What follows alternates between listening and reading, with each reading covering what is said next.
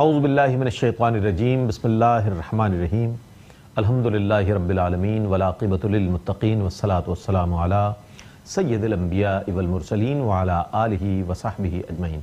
ناظرین محترم السلام علیکم ورحمۃ اللہ وبرکاتہ۔ میں ہوں آپ کا میزبان محمد رئیس احمد۔ پیش کیا جا رہا ہے پروگرام بزم عقیدت۔ اس پروگرام کے ساتھ ہم حاضر ہوا کرتے ہیں جمعۃ المبارک کو 2 بجے سے لے کر 3 بجے تک، اور پھر یہی پروگرام آپ ریپیٹ ٹرانسمیشن میں بھی الحمدللہ صبح کی نشریات میں دیکھا کرتے ہیں۔ مختلف موضوعات کے ساتھ آپ کی خدمت میں حاضر ہوتے ہیں ہم، اور آج جو موضوع ہے میں یہ سمجھتا ہوں کہ عہد حاضر کا بھی اور ہر عہد کا ایک انتہائی حساس اور اہم موضوع ہے۔ کہا جاتا ہے کہ کسی بھی قوم کے معمار جو ہوتے ہیں اس کی تعمیر و تشکیل میں سب سے زیادہ اہم کردار ادا کرنے والے جو افراد ہیں وہ اساتذہ کہلاتے ہیں، اور اساتذہ کی حرمت، اساتذہ کا احترام، اساتذہ کی تعظیم جن معاشروں میں کی جاتی ہے، جن معاشروں میں انہیں اہمیت دی جاتی ہے، وہی معاشرے تعلیم کے زیور سے آراستہ نظر آتے ہیں اور تعلیم کی روشنی سے روشن اور منور نظر آتے ہیں۔ لیکن افسوس کے ساتھ آج یہ کہنا پڑتا ہے کہ آج ہمارے ہاں ڈگری کا حصول جو ہے وہ سبقت لے گیا ہے تعلیم کے حصول سے۔ یہ بڑی ایک حیرت انگیز بات ہے۔ پہلے تعلیم حاصل کی جاتی تھی، اس کے بعد ڈگری لی جاتی تھی۔ آج ڈگری کو فوکس کیا جاتا ہے تاکہ کوئی منصب مل جائے، کوئی پوسٹ مل جائے، کوئی جاب مل جائے، اور اس سے ہم اپنے معاشی مسائل کو حل کر سکیں۔ اور میں یہ سمجھتا ہوں کہ ایک بہت ہی ایک جزوی سا اس کا ایک حصہ ہے، جبکہ تعلیم کا حصول جو ہے ہم مذہب کے اعتبار سے بھی دیکھیں تو بے انتہا اس کے حوالے سے بھی ہمیں احکامات مل جاتے ہیں قرآن اور احادیث کی روشنی میں، اور ہم اگر اپنے اسلاف کی تعلیمات کو بھی دیکھیں تو اس میں بھی اس کی بہت اہمیت واضح ہو جاتی ہے۔ تو آج ہمارا موضوع ہے اساتذہ کی ذمہ داریاں اور نظام تعلیم۔ آج اس حوالے سے انشاءاللہ بات کریں گے۔ ہمارے ساتھ موجود ہیں الحمدللہ اسی شعبے سے متعلق ایک ایسی شخصیت جو ماشاءاللہ ممتاز و معروف ریلیجس اسکالر بھی ہیں، اور ایک ایسی شخصیت ہے ماشاءاللہ کہ جو خود ڈائریکشن اسکولز کے نام سے ایک ادارہ قائم کیا، اور پاکستان بھر میں ماشاءاللہ اس کی برانچز قائم کی، اور خود اس کے بانی و سرپرست اعلیٰ ہیں۔ تشریف فرما ہیں ڈاکٹر ثاقب محمد خان صاحب۔ السلام علیکم ورحمۃ اللہ وبرکاتہ۔ وعلیکم السلام ورحمۃ اللہ وبرکاتہ۔ اور آپ کے ساتھ تشریف فرما ہیں ایک ایسے نوجوان اسکالر کے جو ماشاءاللہ خود علم کی روشنی پھیلا رہے ہیں، میری مراد علامہ زید مدنی سے ہیں۔ تشریف فرما۔ السلام علیکم ورحمۃ اللہ۔ اور میرے دائیں جانب تشریف فرما ممتاز و معروف ثنا خان۔ آپ نے مختلف سیٹلائٹ چینلز پر انہیں دیکھا، پسند کیا، اور میٹرو 1 پر بارہا تشریف لائے ہیں۔ میرے بہت ہی اچھے دوست ماشاءاللہ محمد فیصل حسن نقشبندی، پاکستان کے بہت ہی ممتاز و معروف ثنا خان۔ السلام علیکم ورحمۃ اللہ وبرکاتہ۔ اچھا فیصل بھائی، آپ ہی کی خوبصورت آواز میں ہم آغاز کریں گے، اور اس کے بعد پھر انشاءاللہ اس سلسلے کو مزید آگے بڑھائیں گے۔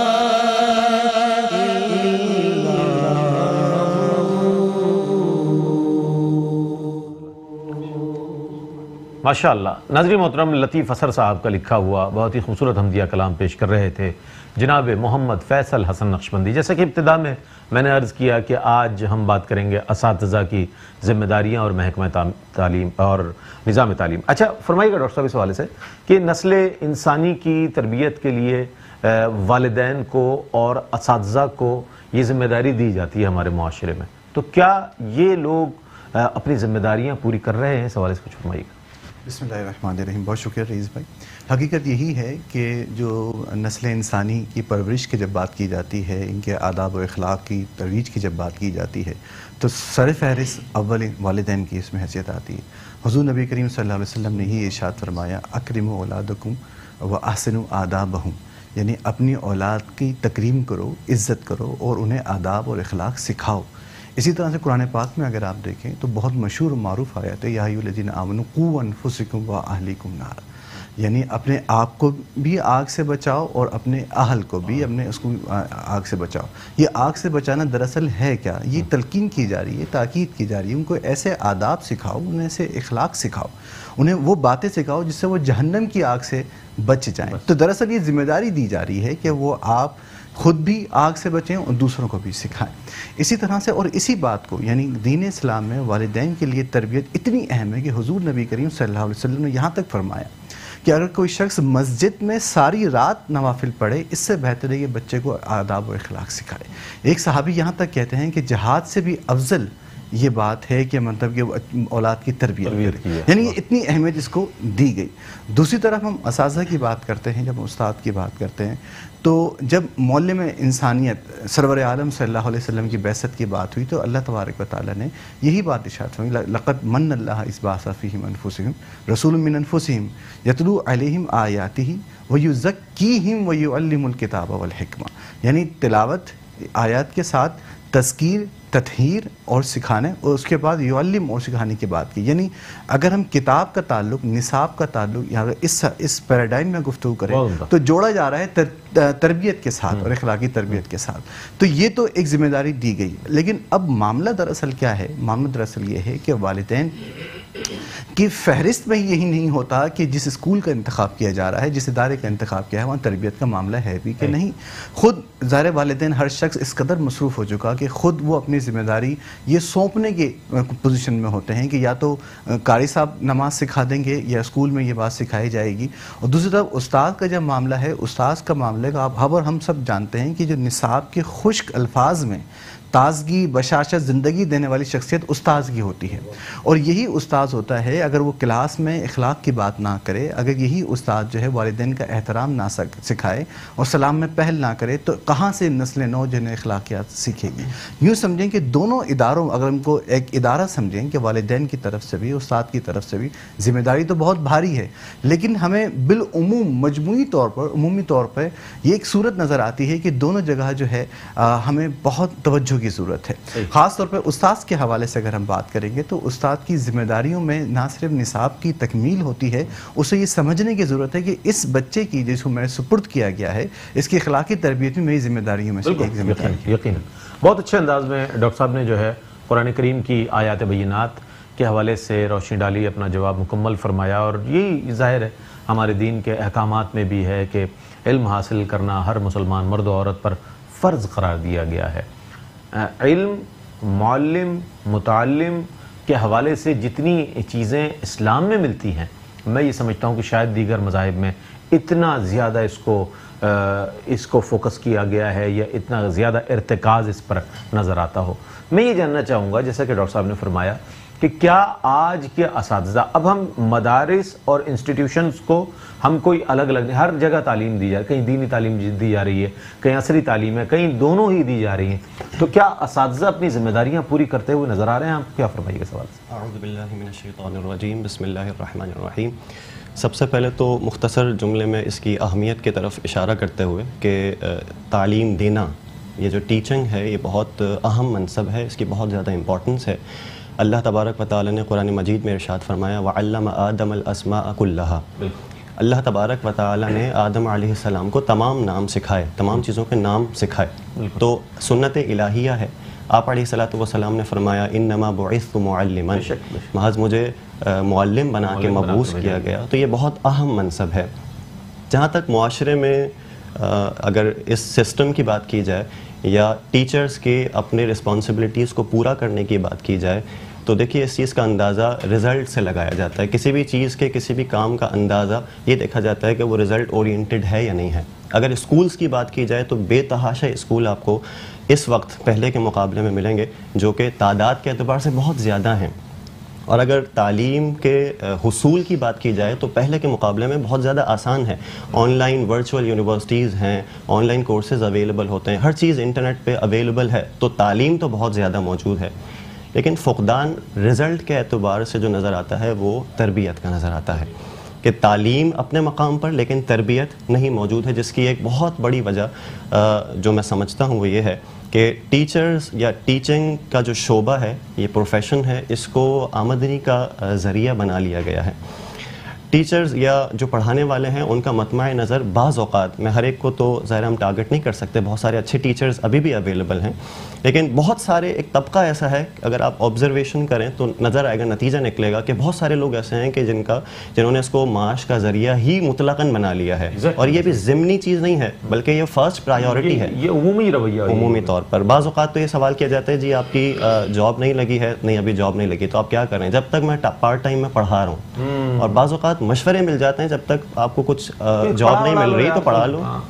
کوئی آپ یعنی یہ ایک ایسا کام ہو گیا ہے کہ جس کو کوئی شخص کر سکتا ہے. بالکل یہی بات ہے. اگر آپ کو آپریشن کرنا ہوگا تو آپ بیسٹ ڈاکٹر کے پاس جائیں گے، اگر آپ کو کوئی انجینئر چاہیے ہوگا تو بیسٹ انجینئر ہوگا. لیکن اگر آپ اپنے اسکول میں ایک ٹیچر ہائر کر رہے ہوں گے تو جی آپ کی اگر کہیں جاب نہیں لگتی تو آ جائیے تب آزمائی کرنے کے لیے بچوں کے اوپر. یہ جو ایک سلسلہ کو اس کے حوالے کیا جا رہا ہے، بالکل بہت یہ غور طلب بات ہے اور اس کے اوپر بالکل سوچنا چاہیے. تو یہ ایک عظیم سبب ہے جس سے ہمیں جان چھڑانی ہوگی. اور جس طرح سے ہم انجینئرس کو ہائر کرتے ہیں، جس طرح ڈاکٹرز کو ہائر کرتے ہیں، اسی طرح سے اس لیول کے ٹیچرز کو ہائر کریں گے تو کوئی نتیجہ نکل سکتا ہے. بہت شکریہ. ناظرین محترم، یہ سلسلہ جاری ہے، سلسلہ کلام، اور اسی ضمن میں ایک سوال میرے ذہن میں موجود ہے. اچھا ڈاکٹر صاحب یہ فرمائیے گا کہ جب ہم یہ دیکھتے ہیں جیسا کہ علامہ صاحب نے بھی فرمایا کہ جو معاشرے کا مطلب وہ فرد کہ جو کچھ نہ کر رہا ہو اس سے کہا جاتا ہے کہ آپ ایسے کیوں نہیں کریں، ٹیوشن ہی پڑھا لیں اور ٹیوشن دے دیں بچوں کو گھر میں، اس کی اہلیت کو نہیں دیکھا جاتا. اب کرائٹیریا یا اس کے معیارات کا تعین کس طرح کیا جائے کہ یہ شخص اہل ہے کہ کسی نسل کو تعلیم کے زیور سے آراستہ کر سکے؟ کوئی پیراڈائم اس کا، کوئی ایسا طریقہ کار کہ جسے امپلیمنٹ کیا جائے ہمارے معاشرے میں اور پھر وہ ایک نسل انسانی کی جو ہے تربیت کے لیے، اس کی تعلیم کے لیے اس شخص کو نامزد کیا جائے. یہاں تو جیسا کہ فرمایا گیا جو آیا جناب اچھا آپ نے میٹرکولیٹ ہیں، آپ ٹھیک ہے، آپ نے کیا کیا ہوا، انٹر کیا ہوا، آپ نے بی اے کیا ہوا، کتنی کم سیلری رہے گا یہ معیار بن چکا ہے. ہاں اصل میں بات یہی ہے رئیس بھائی کہ جو تعلیم کا جو معاملہ ہے، یعنی یوں سمجھیں کہ ایک شخص جو کلاس میں کھڑا ہوا ہے اور 20 بچے اس کے پاس موجود ہیں اور اس کے پاس 4 یا 5 سیکشن ہیں، تو 100 سمجھیں کہ وہ ایسے افراد ہیں جو معماران پاکستان ہو سکتے ہیں. تو ان کی قسمت سمجھیں کہ اس کے ہاتھ میں. تو اب جو ہے اب یہ کیا معیار ہو، یہ کیا سطح ہو، اس میں اولین تو آتی ہے شخصیت. یعنی اگر ہم حضور نبی کریم صلی اللہ علیہ وسلم کی سیرت سے موتی اگر ہم نکالیں تو 40 سالہ زندگی میں ہمیں صرف ایک شخصیت کی پریزنٹیشن نظر آتی ہے. اور جب برہان کی بات آئی, کوئی یہ بات آئی کہ کیا ثبوت ہے, کیا گارنٹی ہے کہ آپ رسول نے فرمایا کہ میری زندگی تمہارے سامنے ہے, تو پہلے تو اولین استاد کی جب ہم بات کرتے ہیں اور اس کے معیار کو بات کرتے ہیں تو پہلے تو شخصیت کو دیکھا جائے گا.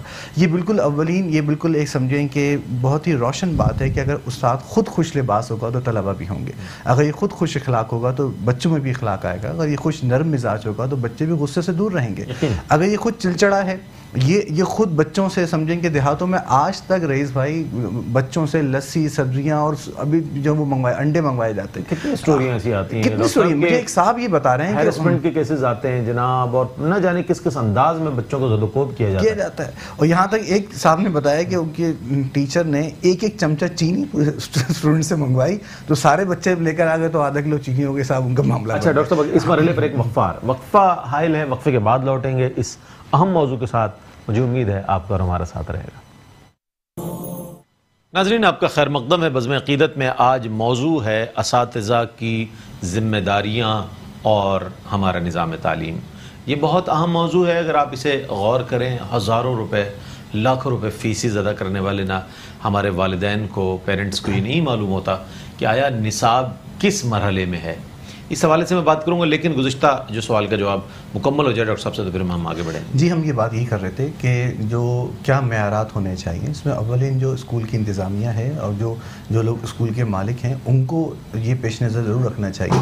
یہاں میں سیرت سے ایک دو سمجھیں کہ گوشے آپ کو پیش کرنا چاہوں گا. جی ارشاد. ہر اس شخص کے لیے جو کسی بھی ادارے میں HOD ہے یا کسی بھی ڈپارٹمنٹ کا چیئرمین ہے یا کسی مدرسہ دارالعلوم اسکول چلاتا ہے, اس کو یہ دیکھنا چاہیے کہ حضور صلی اللہ علیہ وسلم درسگاہ صفہ کہ جو پڑھنے والے طالب علم ہوتے تھے ان کا کتنا لحاظ رکھتے تھے. جو کھانے پینے کی چیز آتی, بہت مشہور واقعہ ہے, ابو ہریرہ رضی تعالیٰ عنہ کو بھیجا آپ نے کہ اہل صفہ کو وہ دودھ کا پیالہ جو آیا تھا, اس کو حضرت نے بھی فرمایا کہ کیوں جناب ابو ہریرہ کیسا تھا وہ جامشی. انگلش سمجھیں کا خیال, یہاں تک کہ سیدہ کائنات رضی اللہ تعالیٰ عنہ جب انہوں نے بھی خواہش کا اظہار کیا کہ خادمہ مل جائے, چکی پیستے جو ہے نا وہ ہتھیلے کس گئی ہیں, تو آپ نے یہی فرمایا تھا کہ صبر کریں, ابھی جو صفہ کے غریبوں کا انتظام نہیں ہوا ہے. یعنی یوں سمجھیں کہ اگر ہم اس پیراڈائم دیکھیں تو ایک شخص جو کسی یونیورسٹی کا ہیڈ ہے اس کو کتنا لحاظ ہے, کتنا خیال ہے کہ جو پڑھنے والے طالب علم ہیں مجھے ان کی ضرورتوں کو بھی خیال رکھنا ہے, مجھے ان کی تربیت بھی مجھے کرنی ہے, ان کو تعلیم بھی دینی ہے. تو پہلے تو ہمیں اس سطح پہ تبدیلی جب آ جائے گی تو نسبت جو نچلی سطح ہے تو وہ آٹومیٹک. بہت اچھی بات ہے, بہت اچھی بات ہے. ناظرین محترم, شامل کر رہے ہیں نعت رسول مقبول صلی اللہ علیہ وآلہ وسلم. پیش کریں گے جناب محمد فیصل حسن نقشبندی. بسم اللہ. اللهم صل على سيدنا محمد وعلى آله وصحبه وسلم. اللهم صل على سيدنا محمد وعلى آله وصحبه وسلم.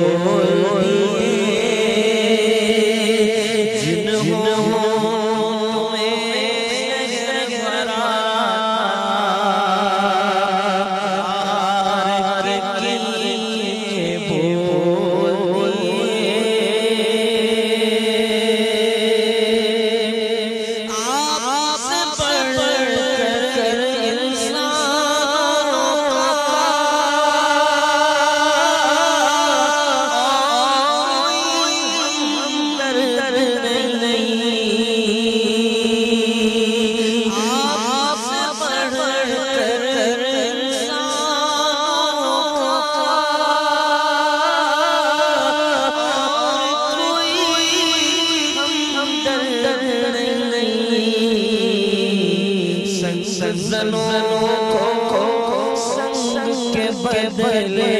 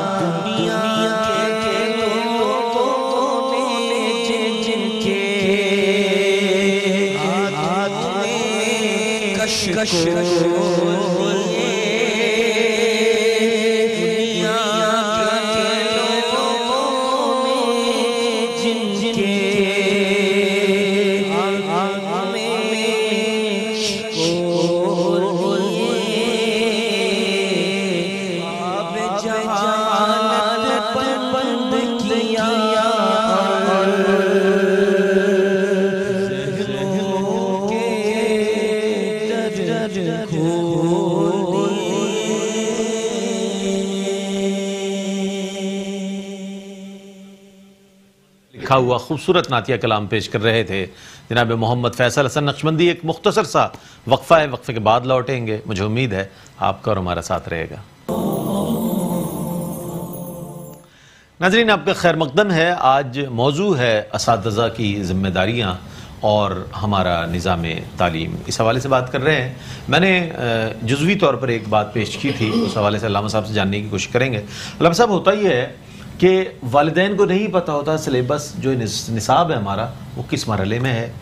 والدین سے بالکل والدین کو اتنا پتہ ہے کہ فیس ڈیو ہے اور اس کی ڈیو ڈیٹ یہ ہے ورنہ پینلٹی لگ جائے گی، اتنا پتہ ہے انہیں، چونکہ ظاہر ہے پینلٹی سے ڈر خوف ہوتا ہے. اساتذہ کو یہ ہوتا ہے کہ جناب چونکہ پرنسپل کو رپورٹ کرنی ہے، ہم نے کسی بھی طرح اس کو نمٹا کے اور اس کو فائنل ٹرم تک لے کر جانا ہے اور اس کے بعد جو ہے کسی بھی طور پر کوئی رزلٹ پیش کر دینا ہے. اب ایسی صورت میں یہ جو دو سچویشنز ہیں، اس میں تو سب سے زیادہ جو وکٹمائز نظر آ رہا ہے وہ اسٹوڈنٹ نظر آ رہا ہے، کیونکہ فیس بھی اس کے لیے دی جا رہی ہے، تعلیم بھی اس کو نہیں مل رہی پراپر جو ملنی چاہیے جس انداز میں. تو کیا فرمائے گا اس حوالے سے، یہ جو ایک پیچیدہ ایک مسئلہ ہے؟ اول تو سب سے پہلے دیکھیے کہ ماں باپ کی جو ذمہ داری ہے وہ اپنی جگہ باقی رہتی ہے اسکول میں بھیجنے کے بعد بھی. بعض اوقات ہم اپنے آپ کو یا والدین اپنے آپ کو بری اس ذمہ سمجھتے ہیں کہ اسکول بھیج دیا یا ٹیچر کے حوالے کر دیا تو بس اب اس کی ساری ذمہ داری اور ہماری ذمہ داری ختم ہو گئی. یہ بہت غلط تصور ہے. ماں باپ کو چیک اینڈ بیلنس رکھنا چاہیے. ایون یہ کہ ٹیچر کا بھی چیک اینڈ بیلنس کا سلسلہ ماں باپ کی طرف سے یہ ہونا چاہیے. اور ٹیچرز کی رسپانسبلٹیز اگر نکالی جائیں تو اس میں ایک یہ اہم ذمہ داری آتی ہے کہ اس کا کوآرڈینیشن ہو ماں باپ کے ساتھ، تاکہ دونوں مل کر بچے کے بہتر مستقبل کے لیے کوئی رزلٹس نکال سکیں. اگر یہ کوآرڈینیشن ختم ہو جائے، ماں باپ کو نہ پتہ ہو کہ ٹیچرز کیا کر رہے ہیں اور ٹیچرز کو بھی نہیں پتہ کہ گھر میں کیا معاملات چل رہے ہیں، تو اس کی وجہ سے ایک بہت بڑا گیپ کریٹ ہوتا ہے دونوں کے درمیان اور یہ بچہ جو ہے جیسا کہ آپ نے کہا کہ وہ اس کا شکار ہو جاتا ہے. تو یہ گیپ بہت زیادہ چاہیے کہ کم سے کم ہو. دوسری بات یہ کہ جیسے آپ نے دوسری طرف توجہ دلائی کہ ٹیچر کا اس بات کو پیش نظر رکھنا کہ مجھے رپورٹ کرنا ہے اپنے پرنسپل کو یا کسی بھی چیز کو، پیرنٹس کو میں ایک صرف جملے میں اس بات کو کہنا چاہوں گا کہ اگر ان کو یہ بھی پیش نظر ہو کہ مجھے کبھی اللہ تبارک و تعالیٰ کو بھی رپورٹ کرنا، اور رپورٹنگ کا سلسلہ مجھے نہیں کرنا بلکہ آٹومیٹکلی ہو رہا ہے، جو کرامن کاتبین لکھ رہے ہیں، ان تمام چیزوں کے بارے میں جواب دہی ہوگی تو میرے خیال ہے سارے معاملات حل ہو جائیں گے. اگر اللہ تبارک و تعالیٰ کے ہاں یہ حاضر ہونے کا اگر ایک تصور قائم کر لیا جائے بہت اچھے سے تو یہ معاملات حل ہو سکتے ہیں. بہت اچھی بات، بہت اچھی بات. اچھا ڈاکٹر صاحب ایک چیز اور بھی ہے، ہمارے ہاں جس چیز کی کمی محسوس کی جاتی ہے، ورک شاپس ہوں، اس طرح کی مختلف ٹریننگز ہوں. اچھا یہ ہوتا یہ ہے کہ اساتذہ کے لیے تو اس کو فیسیلیٹیٹ کیا جاتا ہے کہیں نہ کہیں کوئی نہ کوئی اس طرح کا، پھر سرٹیفکیٹس تقسیم کر دیے جاتے ہیں پروقار تقریباً. لیکن اس سے بچے کو کیا ملا؟ بچے کے لیے کوئی ٹریننگ کا ایسا سیشن ہو، بچے اس میں اپنی سکلز کو بڑھائیں اور اپنی لرننگ اور اپنی ریڈنگ سکلز اور اپنی رائٹنگ سکلز کو بڑھانے کے لیے ان کے لیے کیا ایسے اقدامات کیے جائیں کہ وہ موٹیویٹ ہوں اور ان کے لیے وہ جو ان کا سفر ہے اس میں تیزی آ جائے؟ کیا فرمائیے؟ رئیس بھائی وہ آپ نے بہت اچھا لفظ استعمال کیا کہ وکٹیمائز بیچارہ ہوتا ہے. ہمارے جو اساتذہ کہا کرتے تھے کہ تم ٹیچر ہو، اگر تمہاری کلاس میں کوئی بچہ فیل ہوا ہے تو بچہ فیل نہیں ہوا، تم فیل ہوئے ہو، کیونکہ اس کی ذمہ داری تمہاری تھی.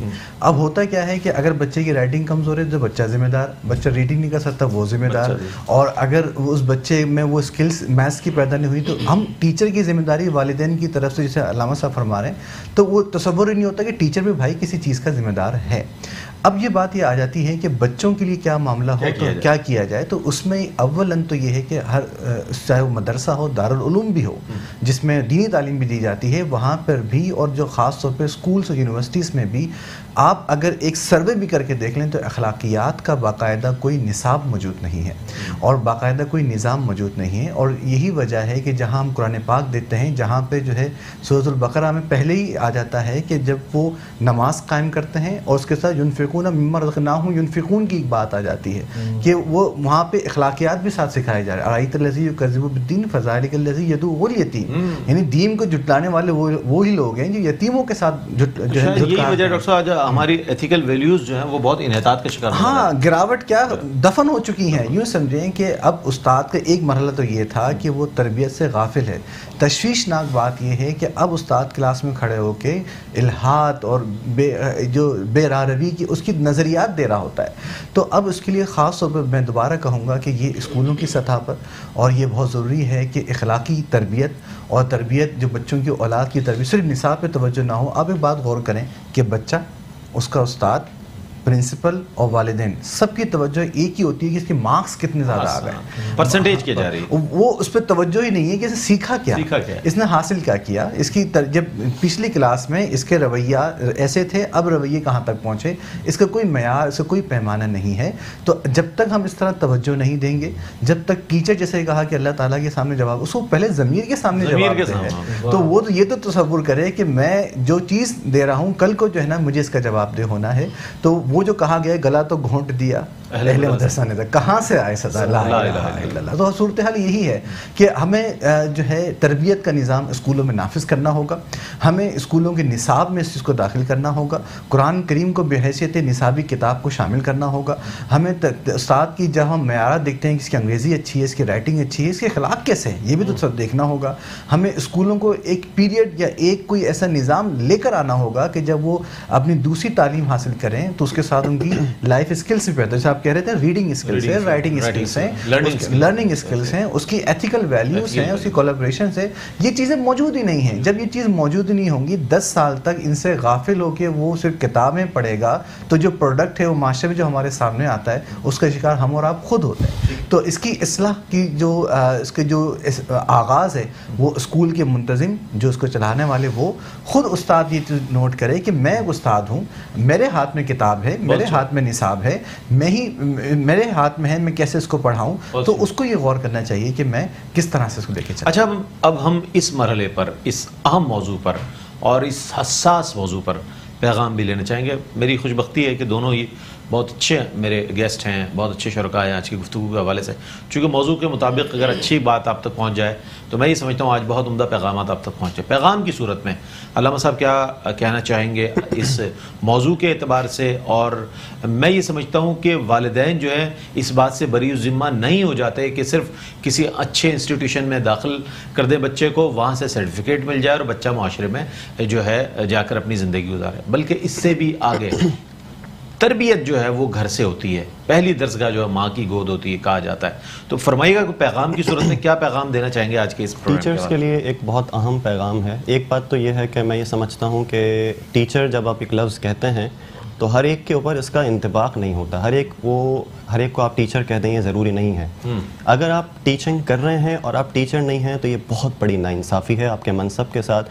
اور آپ یہ دیکھ لیجئے کہ یہ قیامت کی نشانیوں میں سے ایک نشانی بھی ہے کہ نااہل کو منصب سونپا جائے گا. اگر آپ دیکھیے کہ یہ ٹیچنگ کا منصب نااہل کے پاس چلا جائے تو معاشرہ ویسے ہی تباہ ہو گیا اور فسادات اور فتنے تو بہت زیادہ بڑھنا شروع ہو جائیں گے. تو پہلے تو اپنے آپ کو واقعی ٹیچر بنائیں, ٹیچنگ اسکلز اپنے اندر پیدا کریں, وہ میسج ڈیلیور کرنے کی وہ کمیونیکیشن اسکلز آپ کے پاس ہونی چاہیے. آپ اپنی بات ذہن میں ڈال سکیں بچے کو تب وہ آپ زد و کوب کرنے سے زیادہ بہتر یہ ہے کہ اپنی اسکلز پر توجہ کریں کہ آپ بآسانی اپنا میسج اس تک پہنچا دیں, بآسانی اپنی لیسن اس کو سمجھا دیں. یہ بہت ضروری ہے. دوسری اہم بات یہ ہے, ہمیشہ یہ ذہن میں رکھنا چاہیے کہ تربیت کے 2 طریقے ہوتے ہیں, ایک قول سے اور دوسرا فعل سے. ماشاءاللہ. جو قولی طریقہ ہے شاید آپ کی کمیونیکیشن اسکلز کی کمی کی وجہ سے شاید آپ اس میں انگریو کرنے میں ناکام ہو جائیں, لیکن جو فعل ہے آٹومیٹکلی بچہ اسے سیکھ رہا ہوتا ہے. آپ اپنے فعل سے سکھائیے, آپ اپنے اندر ایسی صلاحیتیں پیدا کریں کہ اگر آپ چل کے جائیں تو بچہ آپ کے چلنے سے سیکھے, آپ کی مسکراہٹ سے سیکھے, آپ کے لب و لہجے سے سیکھے, آپ کے ٹریننگ کے انداز سے سیکھے, آپ کے جواب دینے کے انداز سے ایک ایک چیز وہ لرن کر رہا ہو. میں یہ سمجھتا ہوں کہ اگر افعال کے اعتبار سے ایک شخص اپنے آپ کو ٹیچر بنا لے تو یہ بہت بڑی اس کی کامیابی ہوگی. اور یہی میرا ٹیچرز کے لیے میسج ہے کہ اپنے افعال کے اندر وہ تبدیلی لانے کی کوشش کریں, وہ پرسنالٹی قائم کریں کہ ان کو دیکھ کر بچہ کہے کہ مجھے تو اپنے ٹیچر جیسا بننا ہے. اور بچے جو ہیں وہ بہت زیادہ مروب و متاثر ہوتے ہیں اپنی ٹیچر سے, اس کو رول ماڈل تصور کرتے ہیں. بعض اوقات تو یہ بھی دیکھا گیا ہے, جو میرا ایکسپیرینس ہے پڑھانے کا, جس طرح سے استاد مسکراتا ہے بچے اس طرح سے مسکرانے کی کوشش کرتے ہیں, جس طرح سے وہ کپڑے پہنتا ہے ویسے کپڑے پہننے کی کوشش کرتے ہیں. تو اس کا مطلب یہ ہے کہ آدھے سے زیادہ دخل تو ٹیچر کے فیل کا ہے. تو اپنے افعال کے اوپر بھی فوکس کرنا ہوگا. لیکن علامہ صاحب ضمناً ایک بات عرض کروں, ہمارا معاشرہ ہو گیا گلیمرائز. ہمارے جو انسٹیٹیوشنز ہیں, میں ان کے معذرت کے ساتھ سب کے لیے بات نہیں کر رہا ہوں, اس کے اندر اساتذہ خود جینز اور ٹی شرٹ میں ملبوس ہوتے ہیں, بالوں کا ان کے حال برا ہوتا ہے, وہ ایک ایسے کیجول انداز میں آ رہے ہوتے ہیں انسٹیٹیوشن. اب ان کو دیکھ کر کیا سیکھے گا بچہ؟ اگر ان جیسا ہو گیا تو بگڑ گیا سمجھ لیں معاشرے میں. بالکل. کیا کہیے گا؟ یہ تو آپ وہ مثالیں بتا رہے ہیں کہ جو آئیڈیل سچویشن میں دی جا سکتی ہے کہ جناب فلاں جگہ کے فلاں, تو یہ تو ایک عمومی جو صورتحال ہے وہ اس سے برعکس ہے. جی بالکل. اصل میسج واقعی ان ٹیچرز کے لیے ہے. بعض تو میں نے کہا کہ بہت اچھے ہوتے ہیں, لیکن بعض ٹیچرز کے جو اپنے فیل سے بے رہروی پھیلا رہے ہوتے ہیں, بچوں کو بیچاروں کو گمراہ کر رہے ہوتے ہیں اخلاقیات کے اعتبار سے. اگر استاد ابے تبے اور تو تڑاک سے گفتگو کر رہا ہے تو بچہ اس کو اپنے لیے جائز سمجھ لیتا ہے, بلکہ بے تکلفی سمجھی جا رہی ہے. علامہ صاحب یہاں تو مجھ سے تو سر تو کہہ کر بات کرتے ہیں, یعنی کہ مجھ سے زیادہ بے تکلف ہے. یہ نہیں سمجھ رہے کہ آپ کے اخلاقیات گرتے چلے آ رہے ہیں, اس سے بچہ سیکھ ہی وہی رہا ہے. گھر میں کوٹ کرتے ہیں کہ ہمارے ٹیچر بھی ایسا کرتے ہیں, ہمارے ٹیچر نے اس طرح کا, تو وہ اس کو دلیل سمجھتے ہیں ٹیچر کو, اور یہ بہت بھیانک سچویشن ہے. ان ٹیچرز کو یہ خیال کرنا چاہیے کہ اگر ان کا بچہ ایسے انسٹیٹیوشنز میں جائے اور دوسرے ٹیچرز ان کے ساتھ یہی رویہ اختیار کریں اور نتیجتاً پھر ان کو اپنے بچے کے اندر وہ خرابیاں نظر آئیں تو وہ کیسا اس بات کو محسوس کریں گے. تو بس اس بات کو اگر پیش نظر رکھیں, دوسرے کے بچے بھی آپ کے اپنے بچے ہیں, اور یہ ہمارے پاکستان کے ہمارے معاشرے کے کسی بھی جگہ آپ رہ رہے ہیں, مسلم معاشرے کے بچے ہیں, تو اس کا امپیکٹ بہت غلط معاشرے کے اوپر جا سکتا ہے. تو اپنے افعال کو درست کرنے کے لیے یہ ہمیشہ محنت کرنی چاہیے. ٹریننگ کی جو آپ نے بات کی, وہ ٹریننگ بہت امپورٹنٹ ہے. یہ اسکولز جتنے بھی اسکولنگ سسٹم ہیں اور جتنے بھی پرنسپلز ہیں ان کو یہ ٹریننگ بالکل کرنی چاہیے, اور اس کا نتیجہ اسٹوڈنٹ پر بالکل پڑے گا. اگر ٹریننگ کو واقعتاً تربیت کو قبول کر لیا ہے ٹیچر نے, تو نتیجتاً اس کا امپیکٹ ضرور اسٹوڈنٹ کے اوپر نظر آئے گا کہ ان کی اسی طریقے سے ٹیچر بھی تربیت کرنے کی کوشش کرے گا. تو یہ ٹریننگ کا سلسلہ بھی ہونا چاہیے. ڈاکٹر صاحب کیا پیغام دیجیے گا آج ہمارے بچوں کا جو رول ماڈل ہے وہ کوئی کرکٹر ہے, کوئی سیاستدان ہے, کوئی بیوروکریٹ ہے, کوئی اور کسی شعبے کا شخص ہو سکتا ہے, معذرت کے ساتھ استاد نہیں ہے, کیا وجہ ہے؟ دیکھیے, اگر آپ تاریخ کا مطالعہ کریں نا رئیس بھائی, آج کی بات کی, ہاں میں آپ کو بتاؤں تو کوئی بھی شخص بڑا آدمی کتاب پڑھ کے نہیں ہوا ہے. ارسطو کو لے لیں, بقراط کو, سقراط, وہ اپنے استاد سے متاثر ہوئے ہیں اور اسی نے ان کو بڑا بنایا ہے. تو اب اسی لیے بس ایک قرآن پاک کا حوالہ دینا چاہوں گا. حضور صلی اللہ علیہ وسلم کو مخاطب کرتے ہوئے اللہ نے فرمایا کہ اللہ کی رحمت ہے کہ آپ ان لوگوں کے لیے نرم خو اور رحم دل ہیں, اور ایسا اگر نہیں ہوتا تو یہ آپ سے دور ہو جاتے. تو ہمیں اب استاد کو یہی سمجھنے کی ضرورت ہے کہ وہ کون سی ایسی وجہ ہے, وہ کون سا ایسا معاملہ ہے کہ بچے ان کے قریب نہیں ہوں گے, وہ رول ماڈل نہیں ہیں.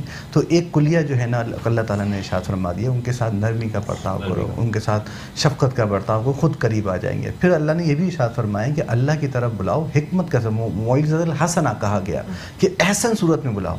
तो वही बात है कि अब उस्ताद इस बात पर गौर करे कि पहली बात कि मेरी जो कलाम है, मेरा मामला है, उसमें शफकत नरमी है या नहीं है. अगर नहीं है तो लाजिम है कि उसमें शामिल करें. दूसरी बात, जो मैं पढ़ा रहा हूँ उसमें हिकमत, उसमें तरबियत, उसकी प्रैक्टिस में करके जा रहा हूँ या नहीं जा रहा हूँ. अगर ये दोनों चीज़ें नहीं होती, अगर जब तक बच्चे को कुछ क्लास में मिल रहा है, कोई नई चीज़ सीख रहा है, तो बच्चे एहतराम करेंगे.